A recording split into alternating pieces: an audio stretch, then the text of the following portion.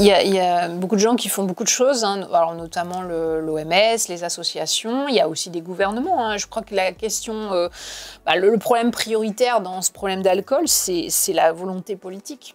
Il y a des pays qui s'engagent et qui voient la réduction de la consommation d'alcool. On sait très bien ce qu'il faut.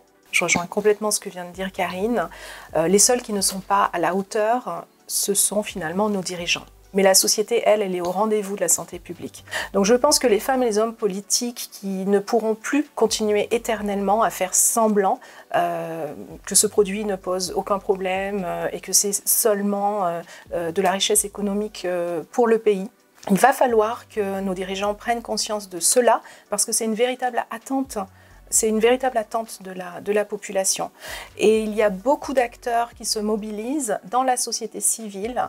Vous avez des citoyens qui le font à titre personnel, vous avez des professionnels de santé qui le font sur leur temps libre, vous avez des associations qui font un plaidoyer incroyable, vous avez des associations d'entraide, vous avez des patients experts. Il y a un grand mouvement autour de la question de l'alcool. Alors, ce qu'il faut mettre en lumière aussi, c'est l'inaction du gouvernement.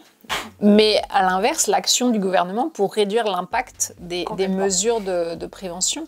Puisque ces dernières années, non seulement il y a absolument rien eu de fait sur les mesures de prévention, mais en plus sur des propositions d'acteurs de la santé dont on sait qu'elles ont un intérêt pour réduire la consommation d'alcool. Par exemple, le mois de janvier sans alcool, le Dry January, le défi de janvier, ou encore des campagnes de prévention sur les risques qui devaient être lancées par une institution publique. Ces campagnes nationales ont été refusées par le gouvernement. Donc non seulement il n'y a pas d'action pour mettre en place des mesures efficaces pour réduire la consommation, mais quand certaines institutions publiques proposent de mettre en place des campagnes, c'est refusé par le gouvernement.